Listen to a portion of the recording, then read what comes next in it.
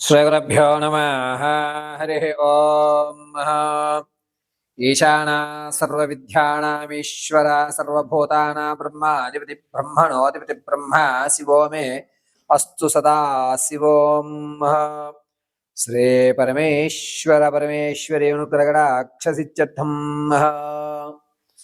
అందరికీ కూడా జూలై నెలలో జరిగేటువంటి విపత్తులు ఏమిటి, వచ్చేటువంటి ప్రమాదాన్ని ఏ విధంగా ఆపాలి, అసలు ఏ ఏ తారీఖుల్లో ఈ మేషం దగ్గర నుంచి ప్రారంభం చేసుకుని మీనరాశి వరకు కూడా జూలై నెలలో ఏ తారీఖుల్లో ఏ విధమైనటువంటి గ్రహ సంచారం జరగడం వల్ల జరిగేటువంటి అనర్థాలు ఏమిటి, శుభ ఫలితాలు ఏమిటి, అశుభ ఫలితాలు ఏమిటి, ఏ విధమైనటువంటి వ్యక్తిగత శ్రద్ధ తీసుకోవాలి, దేని మీద మనం ఆశ పెట్టుకోవాలి అనేటువంటి విషయాన్ని పంచాంగకర్తలు రచించిన విధంగా పరమశివుడు అనుగ్రహించినటువంటి నాకు ప్రసాదించినటువంటి జ్ఞానాన్ని ఉపయోగించుకుని యథాశక్తిగా ఉన్నటువంటి విషయాల్లో మీరు ప్రమాదాల నుంచి ఏ విధంగా తప్పుకోవాలి, ధనాన్ని ఏ విధంగా మీరు నిల్వ చేసుకోగలుగుతారు, ఆర్థికంగా మీరు ఎప్పుడెప్పుడు స్థిరపడేటువంటి వ్యవస్థలు నడుస్తాయి, గోల్డెన్ ఛాన్స్ అనేటువంటిది ఎప్పుడు లభిస్తుంది అనేటువంటిది ఈ నెలలో ఏ తారీఖుల్లో ఏ రాశులతో ఏ గణాలు ఏ విధమైనటువంటి మార్పులు చెందుతున్నాయి అనేటువంటి విషయాన్ని అంతటినీ కూడా యథాశక్తానుసారం మీకు తెలియజేయడం జరుగుతుంది. ఇందులో చెప్పిన విధంగా పరిష్కారాలన్నీ కూడా మీరు చేసుకుని సులభ పద్ధతిలో ఇంటినందు మీరు ఆచరించి ఆ యొక్క శుభ ఫలితాల్ని అందుకుని ఆనందదాయకంగా ధర్మమైనటువంటి కార్యక్రమాలు చేస్తూ ఉన్నతమైనటువంటి ఆలోచన విధి విధానాలతో మీ యొక్క వంశాన్ని మీరు ఆనంద కేలి విలాహితులతో ఉండాలని మనస్ఫూర్తిగా కోరుకుంటూ, మేషం నుంచి మీనరాశి వరకు కూడా జరిగేటువంటి గ్రహ సంచారాలన్నింటినీ కూడా క్షుప్తంగా వివరించడం జరుగుతుంది.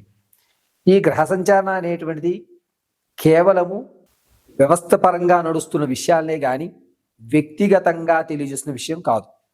మీరు వ్యక్తిగతంగా తెలియజేసుకోవాలి అనుకుంటే నా నెంబర్కి ఫోన్ చేసి అపాయింట్మెంట్ తీసుకుని మీ వ్యక్తిగతమైనటువంటి సమస్యకి సరైన పరిష్కారాన్ని కనుక్కొని మీ సమస్యలు తీర్చుకోవాల్సిందిగా తెలియజేయడం జరుగుతుంది. ఇదంతా కూడా ఇప్పుడు చెప్పేటువంటి జూలై నెలలో జరిగేటువంటి మార్పులన్నీ కూడాను పంచాంగకర్తలు విశదీకరించిన దాన్ని క్షుప్తంగా మీ ముందుకు పరమశివుడు అనుగ్రహంతో తెలియజేయడం జరుగుతుంది. తదుపరి కర్కాటక రాశి వారు. కర్కాటక రాశి వారికి 14వ తారీఖున రాహు చంద్రుడు కలయికం, అదేవిధంగా గురుడు రవి కలయికం అనేటువంటివి తమ తమ క్షేత్రస్థాయి నుంచి త్రికోణంలో శనీశ్వరుని చూస్తూ ఉండడం వల్ల కాస్త ఇబ్బంది కలుగుతూ ఉంటుంది. అయితే ఉద్యోగంలో కొన్ని ఇబ్బందులు రావడం, వ్యాపారంలో భారీగా నష్టం రావడం, అసలు ఎందుకని నేను ఈ యొక్క వ్యాపార స్థితిలోకి వచ్చాను అనేటువంటి తలపట్టుకునే విషయం 14వ తారీఖున కర్కాటక రాశి వారికి గోచరిస్తూ ఉంటుంది. 16వ తారీఖున చంద్రుడిలో శని ప్రవేశించడం వల్ల కర్కాటక రాశి వారికి ఆరోగ్యం మీద కాస్త శ్రద్ధ తీసుకుందాం, మనం బాగుంటే ఎంతైనా చేయొచ్చు కాబట్టి ముందు హెల్త్ చూసుకుందాం అనేటువంటి ఒక నిర్ణయానికి 16వ తారీఖు వస్తారు. 16 నుంచి 18 ఈ 2 రోజుల్లోనూ ఏదన్నా అమ్మవారి దర్శనం అయితే మాత్రం ఖచ్చితంగా ఈ కర్కాటక రాశి వారు చేస్తారు. ఆ ఫలితం వల్ల మీకు జరిగేటువంటి చిన్న ప్రమాదం, ఆ ప్రమాదం దూరం అయ్యేటువంటి అవకాశం ఏర్పడుతుంది.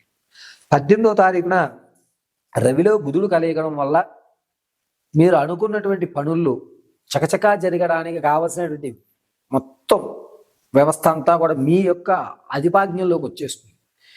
ఏ విషయం అయినా సరే మిమ్మల్ని కాదనుకుని బయటికి వెళ్లకుండా మీరే పెద్ద వ్యవస్థ అనేటువంటిది 18వ తారీఖు నిర్ణయం జరుగుతుంటుంది. 18వ తారీఖున రాజకీయులకి అనూహ్యమైనటువంటి మార్పు జరిగి ఊహించిన పదవి అనేటువంటిది వచ్చే అవకాశం కూడా ఈ 18వ తారీఖునే లభిస్తూ ఉంటుంది కర్కాటక రాశి వారికి. ఇక కర్కాటక రాశిలో వారికి 20వ తారీఖున చంద్రుడిలో శుక్రుడు ప్రవేశించడం వల్ల కాస్త ఆరోగ్యం పట్ల శ్రద్ధ వహించుకుంటూ ఉంటారు కదా.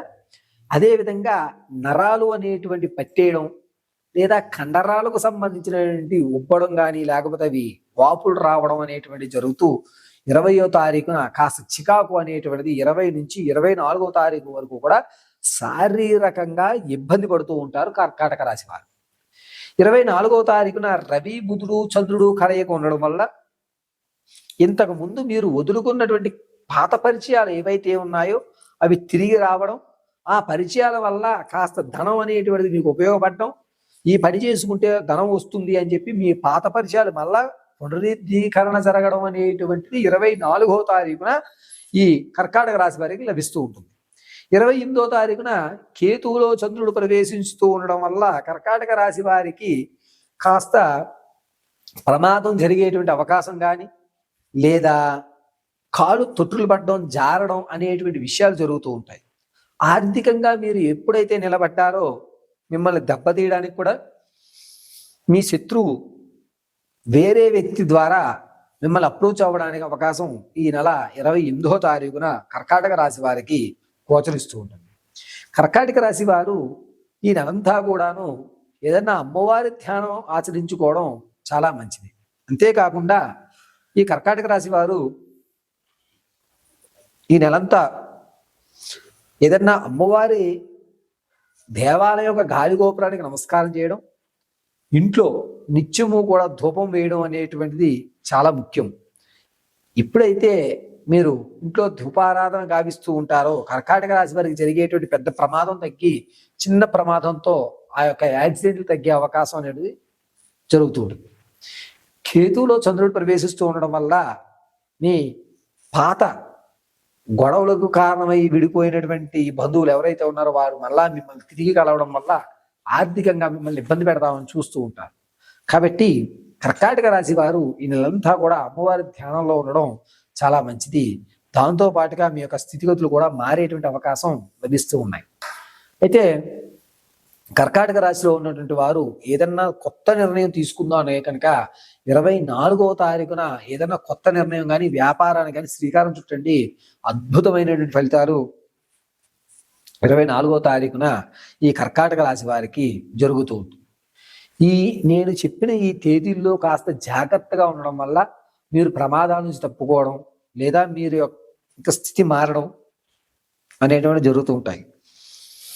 కర్కాటక రాశిలో వారికి ఉన్నటువంటి రవి బుధుడు 18వ తారీఖున ఉండడం వల్ల వ్యాపారంలో రాణించేటువంటి అవకాశం ఎక్కువగా లభిస్తూ ఉంటుంది. 18వ తారీఖు నుంచి కూడా కర్కాటక రాశి వారికి అద్భుతమైన ఫలితాలు జరుగుతూ ఉంటాయి.